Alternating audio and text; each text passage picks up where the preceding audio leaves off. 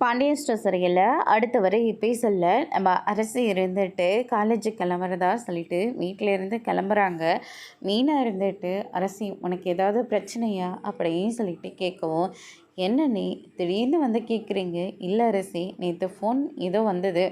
அதில் இருந்து நீ ஆளே ஒரு மாதிரியே இருக்கே. அதனால தான் உனக்கு வேறு ஏதாவது பிரச்சனையான்னு கேட்டுட்ருக்கேன்." அப்படின்ற மாதிரியே சொல்லிடுறாங்க.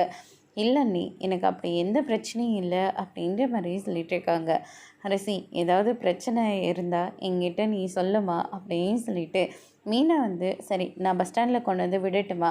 "அதெல்லாம் ஒன்றும் வேண்டாம் நீ, நானே பார்த்துக்கிறேன். உங்களுக்கு வேலைக்கு டைம் ஆகலையா?" அப்படின்ற மாதிரி சொல்லிடுறாங்க. "ஆமாப்பா, நானும் பஸ் ஸ்டாண்டுக்கு தான் போகிறேன், நீயும் வரியா?" அப்படின்னு சொல்லிட்டு 2 பேரும் ஒன்றா சேர்ந்து போகிறாங்க. மீனவை வந்து, "செந்தில் வந்து நானே ட்ராப் பண்ணுறேன்." அப்படின்னு சொல்லிட்டு கூட்டிகிட்டு போயிடுறாங்க.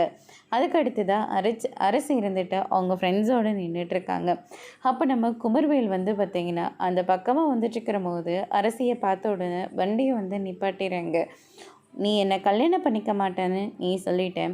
ஆனால் நான் என்னடனா உனக்கு முன்னாடி கல்யாணம் செஞ்சுக்கலான்னு பார்த்து இப்போ அதனோட வாழ்க்கையும் நான் சந்தோஷமாக அனுபவிக்காமல் உன்னைவே நான் நினச்சிட்ருக்கேன்டி. இதுக்கு பேசாமல் நீ என்னவே கல்யாணம் பண்ணியிருக்கலாமல்ல.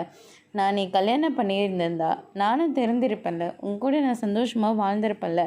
ஆனால் இப்போ அந்த பொண்ணை பார்க்குற போதெல்லாம் உன்னை பார்க்குற மாதிரியே இருக்குது." அப்படின்னு சொல்லிட்டு ரொம்பவே ஃபீல் பண்ணி பேசிகிட்டு இருக்காங்க. அதோட இன்றைக்கான பிரம்ம முடிச்சிருக்காங்க. இனி பாண்டியன் ஸ்டோரில் அடுத்தடுத்து என்னெல்லாம் நடக்க போகுதுன்றதை வெயிட் பண்ணி பார்க்கலாம். தேங்க்யூ.